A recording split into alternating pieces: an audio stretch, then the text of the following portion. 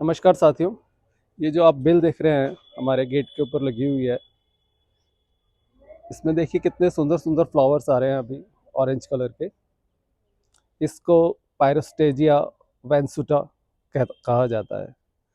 तो आपको कभी भी ये बेल लगानी हो तो इसमें कैसे लगाया जाता है, इसे कहाँ से खरीदा जाता है और इसके और भी क्या क्या नाम हैं, इन सारों के बारे में हम चर्चा करेंगे अभी थोड़ी देर में।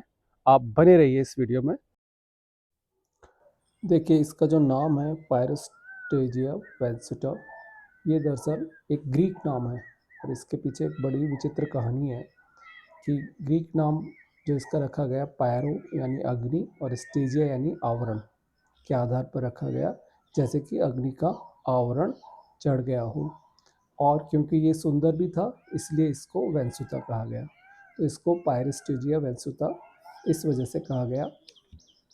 इसके आम नाम और भी हैं, जैसे इसका जो ऑरेंज कलर होता है और इसका जो फूल की आकृति होती है वो ट्रम्पेट जैसी होती है, इसलिए इसको ट्रम्पेट वाइन भी कहते हैं, फ्लेम वाइन भी कहते हैं, फायर क्रैकर वाइन भी कहते हैं। और भारत में कुछ जगहों पर इसको संक्रांति बेल भी कहा जाता है, क्योंकि ये इस पे फूल जो आते हैं मकर संक्रांति से आना चालू हो जाते हैं, यानी कि 14 जनवरी के आसपास इसमें फूल आने चालू हो जाते हैं।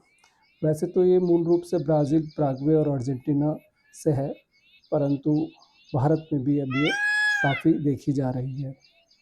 देखिए, इसमें बहुत से कीट पतंगे आते हैं, जैसे मधुमक्खियाँ आ रही हैं, आप यहाँ पे देख रहे हैं। और इसमें कभी कभी हमारे घर में हमिंग बर्ड्स भी आते रहते हैं, जो इसका पराग कणों का रस चूस करके जाते हैं। तो जब भी हम आते जाते देखते हैं इसमें, इसकी सुंदरता को तो निहारते ही हैं, और साथ ही इसमें हम जो इन बर्ड्स को और मधुमक्खियों को, भंवरों को गुंजन करते हुए देखते हैं, तो वो बड़ा ही अच्छा लगता है और एक पॉजिटिव एनर्जी आती है। इस बेल को देखो लगाने के लिए जो सबसे अच्छा तरीका है वो ये है कि हम आसपास की नर्सरी से जाएं और जैसे इसका फूल है हम बता दें भाई इस तरह का फूल की बेल चाहिए हमें, तो वो दे देगा। और अगर हम सर्दियों में जाते हैं तो छोटी सी बेल भी अगर हम लेंगे तो उसमें फूल आ रहा होगा, तो हम आसानी से पहचान सकते हैं कि हम इसी बेल की बात कर रहे हैं, यानी ऑरेंज ट्रम्पेट वाइन की। और हम उसको आराम से ख़रीद के ला सकते हैं और ये पौधा बड़ी ही आसानी से लग जाता है। इसको लगाने में कोई ज़्यादा दिक्कत नहीं होती है। बस हमें ध्यान सिर्फ इतना सा रखना है, क्योंकि ये बहुत तेज़ी से बढ़ती है बेल, तो हमें सिर्फ उन स्थानों से इसको हटाना है जहाँ हम इसे बढ़ते हुए नहीं देखना चाहते। जहाँ पर भी कोई इसको तार मिलता है, कुछ मिलता है, तो इस तरह से बढ़ने लग जाती है, तो उसको हम हटा के इस तरह से काट सकते हैं। आप चाहें तो इस तरह ऊपर चढ़ के भी कर सकते हैं, और नीचे से अगर किसी डंडे की सहायता से हटाएँ तो वो ज़्यादा ठीक है, कि हटा करके जब नीचे आ जाए तो वहाँ से अपन काट दें। अगर आसपास में कोई बड़ा पेड़ है तो उस पे नहीं चढ़ने दें। अगर किसी बड़े पेड़ पे चढ़ेगी तो उस पेड़ की मौलिक सुंदरता को ये समाप्त कर देगी और खुद ही छा जाएगी। हालांकि ये अमर बेल की तरह नहीं है कि उस पेड़ से एनर्जी लेती हो, ये खुद अपना भोजन अपने आप बनाती है, इसलिए वो अवगुण तो इसमें नहीं है जो अमर बेल में होता है कि भाई वो उस पौधे को ही नष्ट कर दे। परंतु फिर भी हमें इसे दूसरे पौधों पर चढ़ने से रोकना चाहिए। अब आप सोच रहे होंगे अमर बेल कैसी होती है, तो इसमें हम आपको दिखाएंगे आगे। अब देखिए, इसमें क्या है कि कभी कभी ये जो कीट पतंगे और भंवरे और ये सब तो आते ही हैं, साथ साथ में कभी कभी बंदर भी आ जाते हैं। देखिए, ये बंदर भी हमारे घर में आते हैं और इस बेल के फूलों का आनंद उठाते हैं, इन्हें खाते हैं। तो हमें कभी ऐसे बंदर आए तो ठीक है भाई, दूर से भगा दें। ऐसा नहीं हो कि वो हमें काट जाएँ, थोड़ा सावधानी से हमें रहना होगा, क्योंकि ये बंदरों को भी आकर्षित करती हैं। पर फूल इतने ज़्यादा आते हैं कि बंदर खा के भी चले जाए तब भी फूल हमेशा हमें मिल जाते हैं और ये सुंदरता बरकरार रहती है। ये जो बेल होती है, ये जो अगर किसी पेड़ के पास भी हो तो इस तरह से देखिए पेड़ों पे चढ़ जाती है। और ये देख रहे हैं आप, ये नीम के पेड़ हैं और इस पूरे नीम के पेड़ को इसने कवर कर लिया है। तो ये नीम का पेड़ को मारेगी तो नहीं, परंतु ये इसकी सुंदरता को नष्ट कर देती है। देखिए जैसे ये अमरबेल है, ये जो पतली पतली सी बारीक सी नज़र आ रही है आपको, ये ये अमरबेल है। तो ये अमरबेल की तरह तो नुकसान नहीं पहुंचाती, परंतु फिर भी उस पौधे के मौलिक सौंदर्य को समाप्त कर देती है और उस पौधे का ग्रोथ थोड़ी सी कम हो जाती है, क्योंकि पूरे उसको ये जकड़ के रखती है, ऊपर तक चढ़ी रहती है। अब इसमें वैसे तो खाद की कोई विशेष आवश्यकता नहीं होती है, परंतु आप चाहें तो इस तरह से खाद घर पे ही बना सकते हैं। जैसे आप केले तो खाते ही हैं, और केले खाने के बाद हम उसके छिलकों को फेंक देते हैं। हमें छिलकों को फेंकना नहीं है, फेंकने की बजाय हम उनको इकट्ठा करना है, और इकट्ठा करके हमें उसको किसी बर्तन में, किसी पात्र में डाल दें और उसको पानी से भर दें, और पानी हमको इसमें 24 से 48 घंटे रखना है। जब 24 से 48 घंटे हो जाएं तो उसे हिला करके हम छान लें, और छान करके देखिए ये जो खाद बन रही है, इस पे potassium, phosphorus, calcium, magnesium, sodium सब होता है। तो पोटेशियम इसकी जड़ को मजबूत करता है, फल फूल में मदद करता है, ये हमने इसको छान लिया है। और जो फास्फोरस होता है वो जड़ और उसके पौधे को फूलने फलने में सहायक होता है। कैल्शियम जो होता है उस पौधे की कोशिका निर्माण और पौधे की मजबूती के लिए ज़रूरी होता है। मैग्नीशियम पौधों में क्लोरोफिल यानी कि जो हरापन होता है उसको बढ़ाता है, पत्तियाँ और ज़्यादा आकर्षक होती हैं।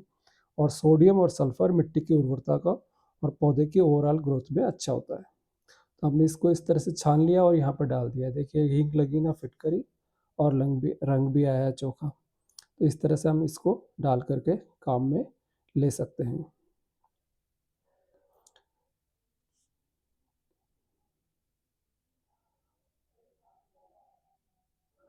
तो ये खाद आप ना केवल इसमें डालें, और भी कोई फूल पत्ती के पौधे के किसी भी तरह के हों उसमें हम डाल सकते हैं। और ये जो बेल होती है ये आप अपनी बाउंड्रीज़ पे लगा सकते हैं, आपके गेट के जो आर्क्स होते हैं उस पे लगा सकते हैं, या इस तरह की कोई रेलिंग लगी हुई है आपकी बाउंड्री के ऊपर तो उस पर भी लगा सकते हैं।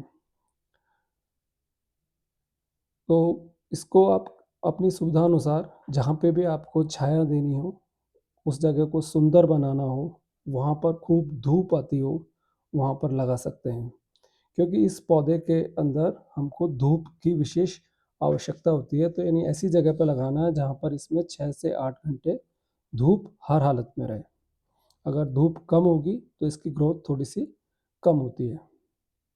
तो हमें धूप का विशेष ध्यान रखना है।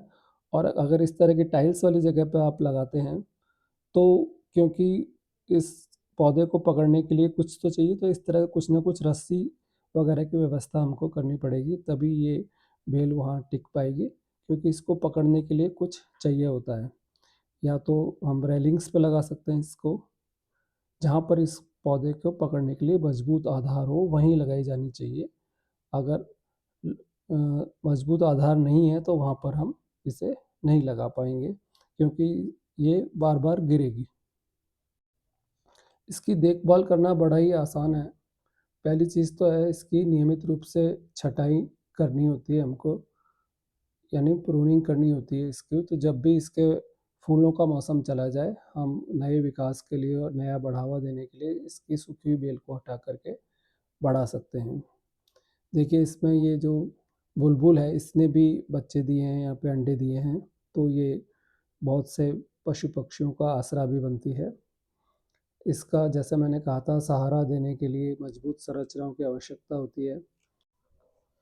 इस बेल का प्रोपगेशन बहुत ज़्यादा ईज़ी नहीं है। देखिए इसमें कितने ज़्यादा फूल आते हैं, और भगवान ने कितनी अच्छी व्यवस्था करी है कि इन फूलों में से जो बीज बनते हैं, वो या तो बनते नहीं हैं, या बनते हैं तो उनसे बेलें नहीं उगती। अगर हर बीज बीज से, हर फूल से एक-एक बेल उग जाती, तो पूरे वातावरण में हमेशा हर जगह यही बेल दिखाई देती है, हमें और कोई वनस्पति नज़र ही नहीं आती। तो इसका प्रसार जो करना हो, प्रोपगेशन करना हो, उसके लिए या तो कटिंग का मेथड काम में लेते हैं, जो कि बहुत आसानी से नहीं हो पाता है। नर्सरीज़ में विशेष देखभाल के तहत ही वो लोग इसको कटिंग से प्रोपगेट कर पाते हैं, और आप घर पे इसको प्रोपगेट करना चाहते हैं, तो एक लेयरिंग मेथड होता है जिसमें बेल को एक हिस्से को लेकर के ज़मीन में गाड़ देते हैं, तो वहाँ से जड़ें निकल आती हैं। तो सर्दियाँ जाने के बाद ये बेल कुछ इस तरह से नज़र आती है।